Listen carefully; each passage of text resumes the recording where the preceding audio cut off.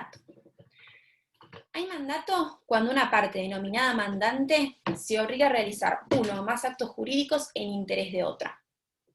El mandato es un contrato que es muy utilizado, que puede ser conferido y aceptado expresa o tácitamente, pero tengan en cuenta que lo importante del mandato es que el mandato, en el contrato de mandato, quien queda obligado por la obligación es el mandante, no el mandatario, porque yo estoy actuando en nombre de otro. Una diferenciación que tienen que tener clara es cuál es la diferencia entre mandato y poder. Poder es el instrumento que acredita que yo tengo la representación de alguien. Pero puede haber mandato sin poder y poder sin mandato. Si bien es normal y usual que estén aparejados y estén juntos, puedo tener un poder y no tener un mandato. Un ejemplo claramente es los abogados, generalmente los clientes le confieren poderes. Les confieren poderes generales judiciales para que se usen cuando sean necesarios. Pero no tenés un mandato, solamente tenés un poder. Ahora, ese cliente recibe una demanda, esa demanda hay que contestarla, y el cliente me llama y me dice: doctora, necesito que me conteste la demanda. Ahí tengo un mandato, porque además de tener el poder, me dieron un mandato específico para responder la demanda. Después lo van a ver en derecho civil, pero el poder, la forma del poder depende del acto que quiero realizar. Entonces, si son actos que tengo que realizar por escritura pública, el poder tiene que ser otorgado en escritura pública. Los poderes judiciales tienen que ser otorgados en escritura pública. Otros poderes que no se requieren hacer para actos que se hagan por escritura pública, se pueden hacer por instrumento privado. Pero siempre tengan en cuenta que el mandato se obliga, el mandante hace actos por interés de otro, y el que queda obligado es el mandante, no el mandatario. Consignación. Hay contrato de consignación cuando el mandato es sin representación para la venta de cosas muebles. Entonces, acá tengo un mandato, pero es sin representación. Entonces, si el mandante acepta la consignación, queda obligado el mandante. Si no acepta, queda obligado el mandatario, porque yo no puedo obligar al mandatario porque no tengo representación. Esa es la diferencia. Mandato tiene representación y la consignación es un mandato sin representación, al cual se le aplican supletoriamente las reglas de mandato. Son varios, van a ver que son varios y algunos son parecidos, con lo cual quédense siempre, yo igual después les comparto el PowerPoint, pero quédense siempre con estas palabritas que los diferencian. Mandato tiene representación, consignación es un mandato sin representación. El corretaje. En el corretaje, el corredor se obliga a mediar en la negociación y conclusión de varios negocios, sin tener relación de dependencia o representación de ninguna de las partes. Sin tener relación de dependencia, lo van a ver en varios contratos, porque si yo tengo relación de dependencia, estoy hablando del ámbito laboral. Acá estamos hablando de contratos comercial, por eso es que no tengo relación de dependencia. Entonces, el corretaje, hoy en día, ¿dónde lo ven? ¿Dónde se ve? ¿Dónde se usa el corretaje? ¿Dónde ven día a día el corretaje? En las inmobiliarias. Exacto, en las inmobiliarias. Hoy los corredores inmobiliarios es el contrato en donde más se ve el corretaje. ¿Qué hacen? Una en dos partes. Una parte que quiere alquilar su inmueble, y otra parte que quiere dar en alquilar su inmueble, otra parte que quiere alquilar, y lo juntan. Esa intermediación es el corretaje. ¿Qué se lleva al corredor? Una comisión.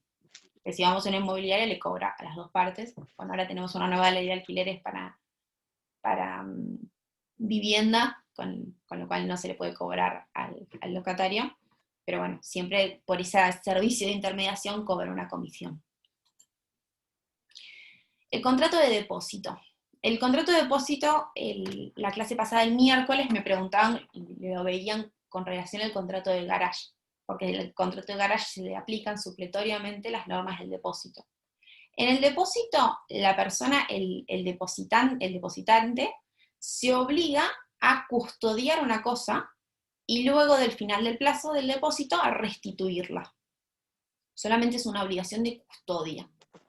Yo ahí les escribí certificados de depósito de Warrant, que eso lo vieron cuando vieron distintos tipos de agencia, pero se pone en juego en el contrato de depósito. ¿Se acuerdan en qué consistía el certificado de depósito y el Warrant? Además el término warrant es algo que no sé, nunca nadie se acuerda porque siempre es un término que por ahí no se escucha tanto. Cuando yo tengo un depósito que custodia cosas, hay depósitos que están autorizados, están habilitados para emitir certificados de depósito y warrant. Estos son títulos valores que representan las cosas que están depositadas y sirven para la circulación de garantías. Entonces, yo voy, deposito una cosa en el depósito. El depósito me da a mí un certificado de depósito y un warrant. El certificado de depósito dice, la cosa es de María Victoria Busnadiego. Y el warrant es otro certificado al lado que lo que permite hacer son derechos de garantía. Entonces, yo voy a poder retirar la cosa del depósito si yo tengo el certificado de depósito y el warrant.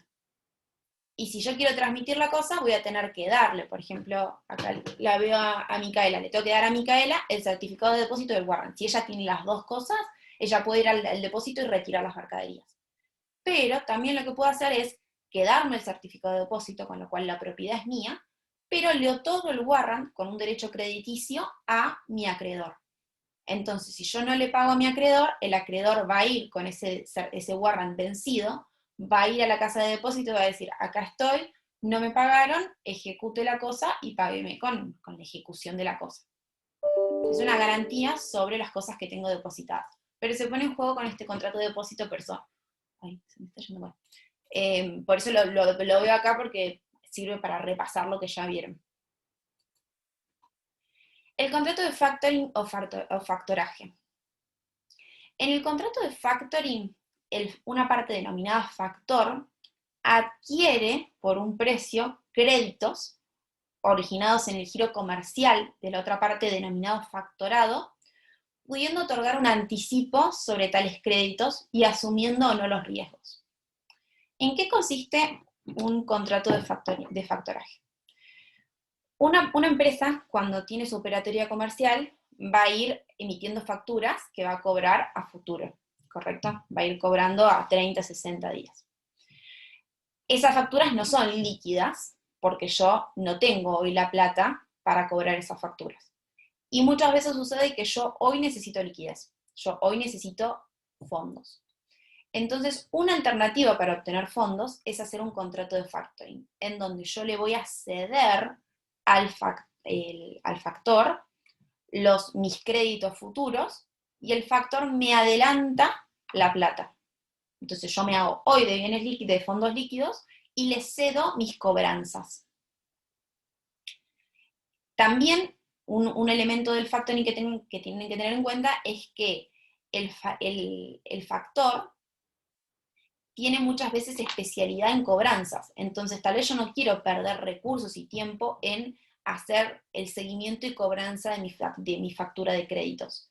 Entonces, en lugar de eso, cedo al factor que tiene esa especialidad y el factor se va a encargar de la cobranza, pudiendo asumir o no el riesgo de insolvencia de esas facturas, ¿no?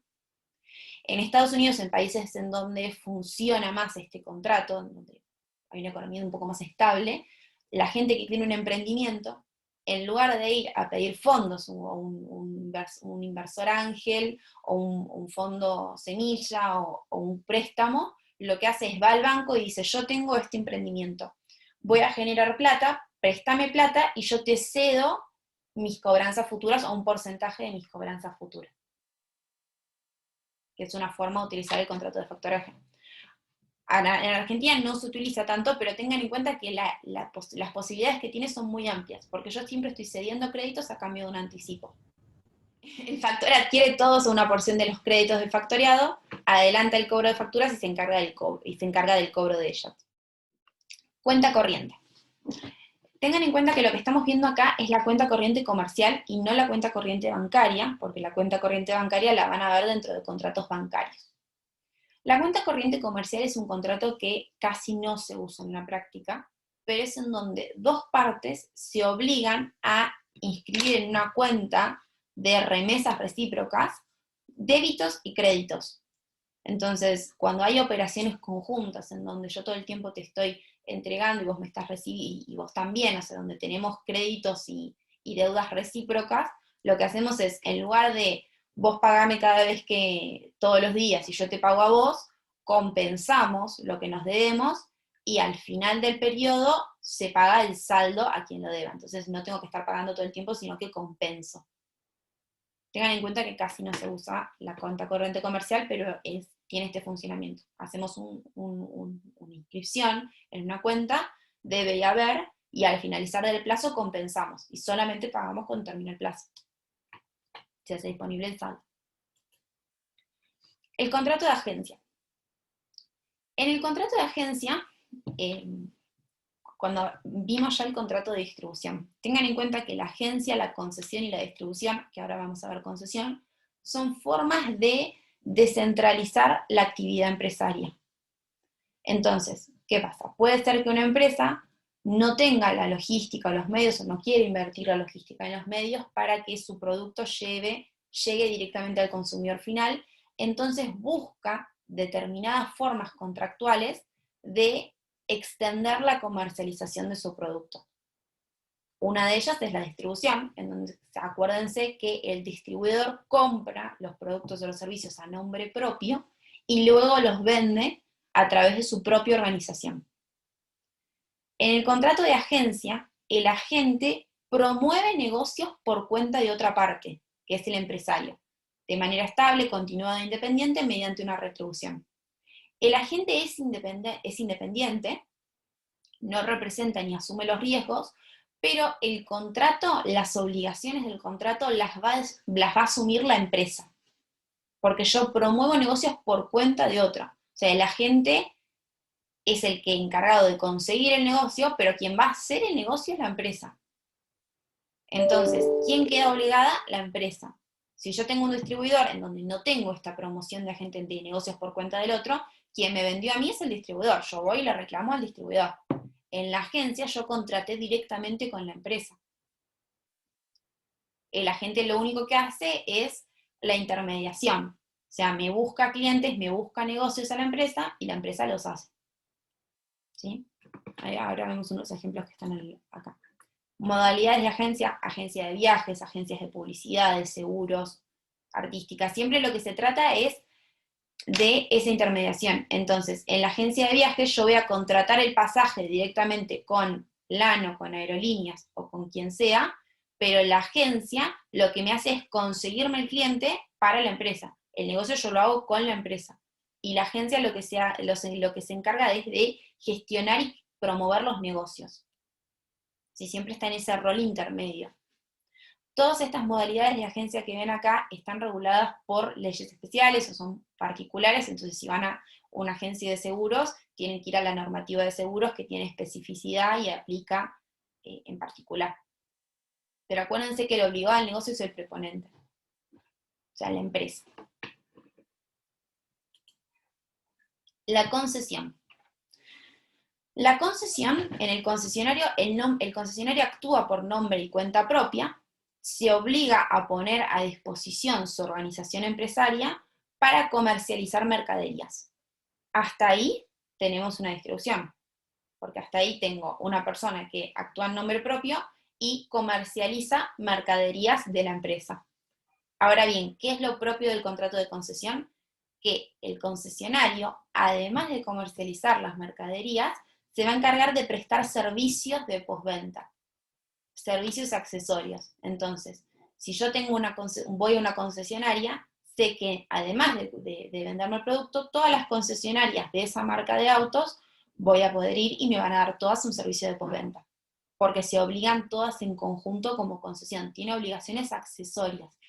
Si le sacamos, o sea, si cortamos la definición hasta concedente, estamos hablando de una distribución. Cuando yo le agrego servicios de postventa, tenemos una concesión. Generalmente la concesión se da para productos que tienen un mayor valor, por ejemplo, automóviles, entonces se justifica tener un servicio adicional. Si yo estoy vendiendo productos de limpieza, probablemente no funcione una concesión y sirva más un modelo de distribución, porque ahí no necesito un servicio postventa. La concesión se da mucho en automóviles. Profe, le paso una consulta sobre eso. Sí. Por ejemplo, las compañías que venden electrodomésticos, por ejemplo, Fraiga, por así decirlo. Uno compra una heladera Y por sí, cuando se firma el contrato de la compra-venta, etcétera, dice que, bueno, hay un servicio de postventa. ¿Eso también es una concesión o nada que ver? Mira, lo que creo es que en el caso que vos estás hablando, cuando estás hablando del servicio de postventa, no te lo brinda Frávega, sino que estás hablando de la garantía del electrodoméstico de fábrica que estás comprando. Si así vos dentro de las condiciones ves los elementos de garantía, que además en muchos casos son obligatorias cuando estás hablando de defensa del consumidor, estás hablando de la garantía del fabricante de la heladera, de Whirlpool, que es la garantía del producto que esa empresa ofrece. No estás hablando de un servicio de postventa que te brinda el concesionario. Cuando yo voy a Ford y voy a un servicio de postventa, el concesionario es el que me hace el service, el que me arregla el auto. O sea, tiene esos servicios adicionales que me presta el concesionario y no la empresa.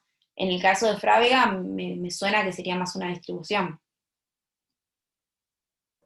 Porque no veo Claro, que Frávega claro, o sea, imagínate que si Frávega vende 200 productos distintos, es probable que no tenga la infraestructura para proveer servicios postventa de 200 productos distintos. En general ahí tenés una garantía de fábrica. claro, entiendo, muchas gracias. De nada. Bueno, franquicia. Franquicia, a mí este contrato me encanta, así que si tomo yo examen seguro que les pongo franquicia. En la franquicia hay un sistema probado que el franquiciado tiene derecho a utilizar. El franquiciante le otorga al franquiciado un sistema probado para comercializar determinados bienes y servicios bajo el nombre comercial, emblema y marca del franquiciante, quien le presta además conocimientos técnicos y asistencia técnica comercial. ¿Qué es lo propio del... Ay, me queda menos de un minuto, si se corta volvemos. ¿Qué es lo propio de un contrato de franquicia? Que hay un sistema aprobado de negocios que sé que funciona.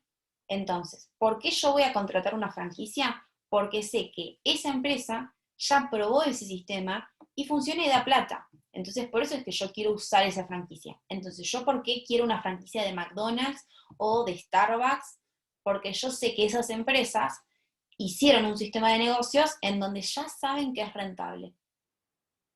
Lo que yo busco con una franquicia es con pocos fondos, o sea, sin tener los fondos para iniciar un negocio de cero, utilizar una franquicia, le pago una regalía al franquiciante para utilizar su sistema de negocios probado. Y lo que yo quiero es utilizarlo exactamente, porque si yo sé que ese sistema funciona, la idea, o sea, la intención es que yo utilice mi intención va a ser utilizar exactamente ese sistema para poder tener ese mismo éxito.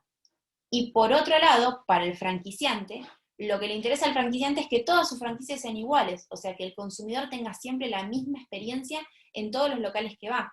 La idea del franquiciante es que vos, consumidor, no puedas distinguir cuándo es un local propio y cuándo es una franquicia. Si ustedes van a un McDonald's, todos los McDonald's son iguales. Entonces, todos los McDonald's, yo no sé si es un local propio o es una franquicia, porque son exactamente iguales.